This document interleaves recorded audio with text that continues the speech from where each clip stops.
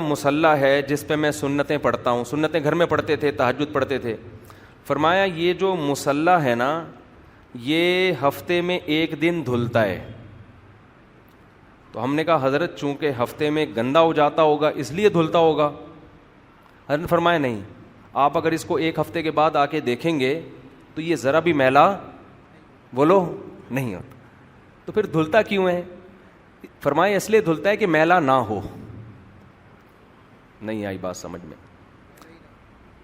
کیونکہ ایک ہفتے کے بعد اب یہ خطرہ ہوتا ہے کہ اب اگر نہ دھویا تو یہ میلا ہو جائے گا. تو جب میل دیکھ لیا تو میل تو آ گیا نا گھر میں, تو چیزیں دھلتی ہیں میلی ہونے سے پہلے.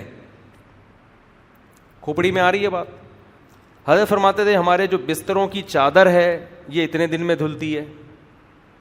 تو کیا میلی ہو جاتی؟ کہا نہیں میلی نہیں ہوتی, میلی ہونے سے پہلے.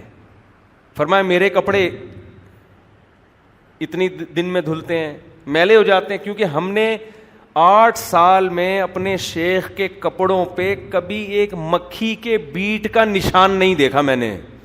سمجھ رہے ہیں نا؟ ٹھیک ہے مزدور طبقہ اس پہ عمل نہیں کر سکتا, لیکن میں ایک سوچ بتا رہا ہوں. اب مزدور تو بیچارہ وہ تو پاگل ہو جائے گا نا, اس کو اتنا مکلف نہیں بنایا شریعت نے. آپ کا ایک لائف اسٹائل بھی ہوتا ہے. جو فوجی بیچارے پہاڑوں میں مٹی میں ریگستانوں میں پڑے ہوئے ہیں, وہ کیا صبح شام پتلون ہی دھوتے رہیں گے بیٹھ کے؟ کیا وہ تو ایک مجبوری ہے نا. تو لیکن جو بچ سکتا ہے, میں نے کبھی حالانکہ بالکل وائٹ کپڑے پہنتے تھے, بالکل وائٹ, اور چلے پاؤں کے تلوے میں کبھی اتنی سی مٹی کا نشان نہیں دیکھا ان کے پاؤں پہ. سمجھ رہے کہ نہیں سمجھ رہے؟ ایسے ناخن ایسے صاف اور دانت. اور تو ہمیں پتا چلا کہ اسلام کی صفائی اصل میں ہے کیا. اٹ از کالڈ صفائی, جو آج کل مارکیٹ سے کیا ہے. اور بڑے بڑے نیٹ کلین لوگ ہم نے دیکھے ہیں, جس چیز کو زیادہ صاف کرنا چاہیے اس کو فوکس نہیں کر رہے, جو نظر آ رہی نا اوپر اوپر اس کو زیادہ صاف کر رہے ہیں. کیونکہ آپ شادی میں جاتے ہیں تو اوپر سے لوگ آپ کو دیکھ رہے ہوتے ہیں, تو فیس تو بیوٹی پارلر میں جا کے رگڑائی ہو رہی ہے, اس کی تیزاب سے دھویا جا رہا ہے نا تاکہ فریش نظر آئے. اور اوپر سے 3 پیس سوٹ کیا ہے زبردست ماشاءاللہ بالکل فٹ فاٹ, اور وہ بھی بلیک کلر کا پہنتے ہیں تاکہ میلا بھی ہو تو نظر نہ آئے میل. دانتوں میں جھانک کے دیکھو تو آدمی کہتا ہے یار کیا بھرا ہوا ہے. تو یہ شو بازی والی صفائی ہے, یہ حقیقی صفائی نہیں ہے. تو خیر بات میں یہاں سے لے کے چل رہا تھا کہ دیکھو مسکرا کے بات کرنا اگر صدقہ ہے تو میلے دانت دکھانا جرم بھی ہے یا نہیں ہے؟ جرم بھی ہے یہ میلے دانت دکھانا. اور خاص طور پر کچھ چیزیں شیئر کرنے کی نہیں ہوتی, لیکن اگر وہ ہم نہ بتائیں تو لوگوں کی اصلاح کیسے ہوگی. بعض خواتین کو اپنے شوہروں کے گندے سڑے ہوئے دانتوں سے اتنی اذیت ہوتی ہے وہ بیچاری شوہر کو بتا نہیں سکتی ہیں, کیونکہ میاں بیوی تو کلوز ہوتے ہیں نا ایک دوسرے کے ساتھ. وہ زندگی بھر عذاب میں رہتی ہیں, صبر کرتی ہیں, اس کمبخت سے میری شادی ہو گئی. اسی طرح عورت کا معاملہ ہے. بعض عورتوں کے دانت اتنے غلیظ اتنے گندے ہوتے ہیں کہ اگر شوہر کی وہ تو آج کل سبھی گندے میلے کو چل رہے ہیں نا, آپ کے علاوہ کی بات کر رہا ہوں, تو برداشت کر رہے ہیں کہ تمہارے بھی پیلے میرے بھی پیلے, بدبوئیں ٹرانسفر ہو رہی ہیں تو وہ پلس مائنس ہو کے وہی زیرو آ جاتا ہے حساب. تو یہ اسلام ہے, اسلام ہے یہ. نبی صلی اللہ علیہ وسلم اتنا دانت صاف کر رہے ہیں, اتنا کر رہے ہیں, اتنا کر رہے ہیں, یہاں تک کہ موت کے وقت نبی صلی اللہ علیہ وسلم کا جو آخری عمل تھا وہ کیا تھا؟ دانت صاف کرنا. دنیا سے جانے سے پہلے بھی دانتوں کو صاف کر کے گئے. اور کمال کی بات یہ ہے کہ اس زمانے میں خوراکیں ایسی نہیں تھیں جو دانتوں کو گندا کریں, جو آج ہم کھا رہے ہیں. دودھ پیا جا رہا ہے, زیادہ کھجور کھا رہے ہیں. آج کیا کھا رہے ہیں؟ کیسی چکنی چپڑی چیزیں, چاکلیٹیں چپڑ کے نا وہ منہ میں. ڈبل روٹی تو بریڈ جو ہے نا وہ تو پوری, جتنے کھانچے ہوتے ہیں نا دانت کے, جو برگر آپ کھاتے ہو, پیزا آپ کھاتے ہو, وہ تو سارے ان کھانچوں میں گھس رہے ہوتے ہیں جا کے. بات اصل میں یہ ہے کہ ہم نے صفائی کو ایز اے کلچر لیا ہے, ایز اے مذہب بولو نہیں لیا. یہ بڑا ٹینشن ہے. ہم مسکرا کے بات کرنے کو کلچر کے طور پہ لیتے ہیں, مذہب کے طور پہ نہیں لیتے، مذہب کے طور پہ نہیں لیتے. ہمارے پیغمبر صلی اللہ علیہ وسلم نے جمعے کے دن غسل کا حکم کیوں دیا ہے؟ آپ کے لیے تھوڑی دیا ہے، دوسرے نمازی کے لیے دیا ہے کہ اس کو تکلیف نہ ہو. آپ سمجھ رہے میں نہا دھو کے جا رہا ہوں جمعے کے دن، نہا دھو کے کتنا اچھا لگ رہا ہوں، نیٹ کلین لگ رہا ہوں. وہ ٹھیک ہے آپ لگ رہے ہیں، بڑی خوشی کی بات ہے، لیکن شریعت جو آپ کو اچھا لگا رہی ہے نا، آپ کے لیے نہیں لگا رہی. آپ کے ساتھ جو نمازی کھڑا ہوگا نا، اس کو تکلیف سے بچانے کے لیے آپ کو اچھا لگا رہی ہے. یہ حدیث سے ثابت ہے. صحابی رسول صلی اللہ علیہ وسلم کہتے ہیں، صحیح حدیث ہے کہ نبی نے ہمیں جمعے کے دن غسل کا حکم اس لیے دیا کہ لوگ غسل کے بغیر آتے تھے، پسینے کی بدبو سے ساتھ والے نمازی کو تکلیف ہوتی تھی، اس لیے نبی نے حکم دیا. کراؤڈ ہوتا ہے، مجمع ہوتا ہے، نہا دھو کے آؤ جمعے کے دن. سمجھتے نہیں ہو بات کو، میرا خیال ہے.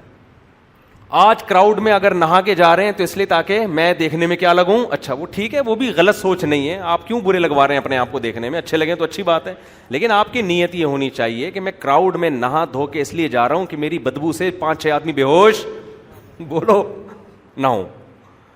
اس سے بھی بڑھ کر ہمارے یہاں کیا ہو رہا ہے؟ دیکھو، پیغمبر نے کچا پیاز کھانے سے منع نہیں کیا. آپ صلی اللہ علیہ وسلم نے کچا پیاز کھانے سے منع کر کے مسجد میں آنے سے منع کیوں؟ کہ فرشتوں کو تکلیف ہوتی ہے. اور کس کو تکلیف ہوتی ہے؟ آدمیوں. فرشتوں کو بھی بچایا جا رہا ہے تکلیف سے، کہ ایک مخلوق ایسی ہے جو تمہیں نظر نہیں آتی لیکن وہ بھی مخلوق ہے، اس کو بھی اسمیل سے کیا ہوتی ہے؟ اذیت ہوتی ہے.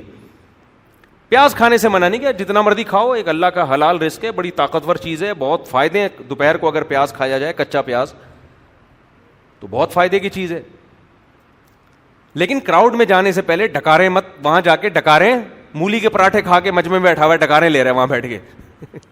دیکھا ہوگا آپ نے بعض لوگوں کو. مولی کے پراٹھے آپ کھائیں، لیکن جب تک مکمل ہضم نہ ہو جائیں آپ پبلک کے پاس سامنے مت جائیں. وہ بھی غنیمت ہے، ڈکار نکل رہی ہے، باقی زیادہ میں گہرائی میں نہیں جاتا. خیر، تو اب مجھے ایک بات بتاؤ، نبی صلی اللہ علیہ وسلم نے کچا پیاز کھانے سے منع کس کے لیے کیا؟ پبلک کو تکلیف نہ ہو. تو انسان کتنی، اسلام کتنی انسانیت سکھا رہا ہے، ہیومن رائٹس سکھا رہا ہے آپ کو. آپ نے نہانا اپنے لیے نہیں ہے، کس کے لیے ہے؟ پبلک کے لیے نہانا ہے. مسکرانا اپنے لیے نہیں ہے، کس کے لیے؟ آج ہم پتہ ہے کیوں مسکرا رہے ہوتے ہیں؟ آج اکثر لوگ مسکرا رہے ہوتے ہیں تاکہ میرا امپریشن سامنے والے پہ اچھا پڑے، لوگ سمجھے ماشاءاللہ بہت خوش اخلاق آدمی ہے. یہی وجہ ہے کہ جہاں امپریشن ڈالنا ہوتا ہے اور پبلک کو یہ شو مارنی ہوتی ہے کہ میں اچھے اخلاق کا آدمی ہوں، وہاں تو مسکراتے ہیں. جہاں مسکرانے کا کوئی فائدہ نہیں ہے وہاں مسکراہٹ نہیں بکھرتی. بیوی کے سامنے مسکرانے کا کوئی فائدہ نہیں ہے. بیوی سے آپ مسکرا کے بات کریں یا نہیں مسکرائیں، وہ جو شادی تو ہو گئی، اب کیا کرنا ہے بھائی مسکرا کے. جو امپریشن ڈالنا تھا پڑ گیا ہے، سیٹنگ ہو گئی. شروع میں تو بہت مسکراتے تھے جب بھی فون آتا تھا، کافی لمبی خیریت کے پروگرام چلتے تھے، کبھی بھی غصہ نہیں آیا. اس نے کتنی الٹی بات کی ہے، غصے کے کڑوے گھونٹ کو اس نے ہمیشہ پیا ہے. کہیں انٹی کا فون آ گیا، کہیں کسی لڑکی کی مس کال آ گئی، کسی نے کہہ دیا کہ یہ چیئر یہاں سے وہاں کر دیں، کالج میں نا ہوتا ہے آج کل، تو اس نے تو صرف یہ کہا تھا کہ میری کرسی یہاں کر دیں. آپ نے کرسی جو ٹوٹی ہوئی تھی اس میں کیل بھی ٹھوک دیا آپ نے جا کے. اس کی خاطر پتہ نہیں کتنوں کو کوٹ دیا. اب جب وہ قبضے میں آ گئی ہے، آپ کے بیوی بن گئی ہے، اب کہیں بھاگ نہیں سکتی وہ، ظاہر ہے اس سے بچے ہو گئے، وہ کہاں جائے گی. اب چونکہ مسکرا کے بات کرنے میں اب آپ کو اچھا امپریشن ڈالنے کی ضرورت محسوس نہیں ہو رہی. اب یہاں مسکرا کے بات کرنے میں ثواب کے علاوہ کچھ بھی نہیں مل رہا، لہذا یہاں مسکراہٹیں مارکیٹ سے کیا ہو گئیں؟ شارٹ. وہاں بھی اتنا مسکرائیں گے جتنا مجبوری ہو.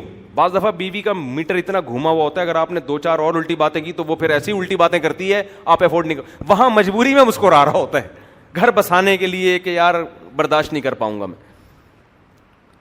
تو یہ کانسیپٹ صحیح کرنے کی بہت شدید ضرورت ہے، نیتوں کو درست کرنے کی ضرورت ہے.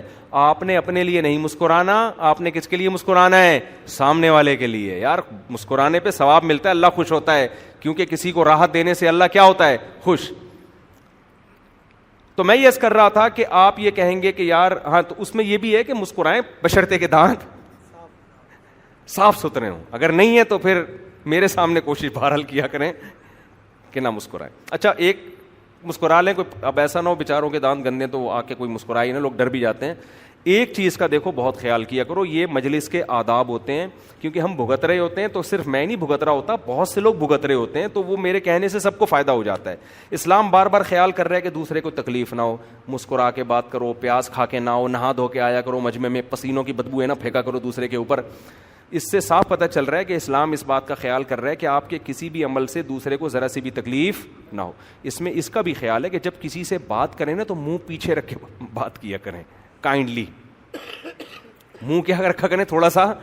بعض لوگ منہ کے اندر گھس رہے ہوتے ہیں بات کرتے ہوئے, اتنی تکلیف ہوتی ہے, ان سے اسمیل بھی آ رہی ہوتی ہے, اسمیل نہیں بھی آئے تو اپنا سانس دوسرے کے منہ میں. دیکھو پیغمبر نے اس سے بھی منع کیا کہ آپ کا اپنا سانس اپنے پیٹ میں جائے.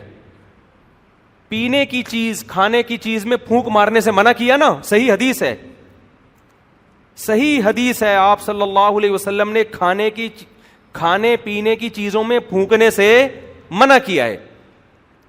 آپ کا اپنا سانس پانی میں جائے پھر وہ آپ کے اپنے پیٹ میں جائے, اس سے نبی نے روکا ہے. تو کسی اور کا سانس آپ کے منہ کے اندر جائے, آپ کے پھیپڑوں میں جائے, یہ تو کتنی غلط بات ہوگی.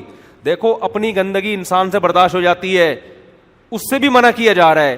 دوسرے کی گندگی برداشت, آپ واش روم میں گھنٹوں گھنٹوں بیٹھتے ہو, اپنی اسمیل برداشت کرتے ہو کہ نہیں کرتے؟ کبھی دیکھا آپ وہاں جا کے بیٹھے اور آپ نے کہا کبھی دیکھا؟ نہیں آ رہی بات, میرا خیال ہے تھوڑی عجیب سی مثال ہے لیکن ہے, اس کے علاوہ بات سمجھ میں آتی نہیں اتنی واضح مثال کے بغیر. کبھی نہیں دیکھا ہوگا آپ واش روم میں گئے اور بیٹھے اور گھنٹوں گھنٹوں بیٹھے, اور جو کچھ آپ نے وہاں جو کچھ ہونا تھا قدرت کی طرف سے ہوا, اور آپ نے وہاں یوں یوں کر کے وہاں بیٹھا رہتا ہے, ناک بھی اور موبائل بھی دیکھ رہے ہوتے ہیں بعض لوگ, تو سنا ہے بڑے آرام سے بیٹھا ہوا ہے. لیکن جب آپ کوئی واش روم سے نکل کے آئے اور آپ جاؤ, حالانکہ وہ جگہ صاف ہو چکی ہوتی ہے, کوئی نشان نہیں ہوتا, کیسے یوں یوں کر رہا ہوتا ہے نا, ہوا نکال رہا ہوتا ہے ایسے ایسے کر کے, ایگزاسٹ چلا رہا ہوتا ہے. اس سے پتا چلتا ہے کہ اپنی بدبو کتنی گندی ہو پھر بھی گندی نہیں لگتی, دوسرے کی تھوڑی سی بھی ہو بہت گندی لگتی ہے. یہ انسان کی نیچر ہے, اپنی برائی نہیں لگتی اس کو, یہ نیچر ہے. تو اپنا سانس انسان کو گندا نہیں لگتا, اس کے باوجود پیغمبر نے منع کیا کہ وہ پینے کی چیز میں پھونک مار کے اسی کو دوبارہ پی لو. آپ کی اپنی گندگی شریعت نہیں چاہتی آپ کے پھیپڑوں میں جائے, تو کوئی اور آ کے. اچھا اس میں ایک اور چیز ہے, جب آپ کھانے پینے کی چیزوں میں پھونک مارتے ہیں, کاربن ڈائی آکسائڈ نکل کے بہت ساری تو ہوا میں تحلیل ہو جاتی ہے, تھوڑی سی اس پانی میں شامل ہو کے بھی اس کی فارم چینج ہو چکی ہوگی, وہ ڈاکٹر آپ کو بتائیں گے, بہت کچھ اس میں چینج ہو چکا ہے. لیکن جب کوئی دوسرا آپ کے منہ میں آ کے پھونکنا شروع کر دے ڈائریکٹ, ایک تو اس کی گندگی اپنی بھی نہیں, اور وہ بھی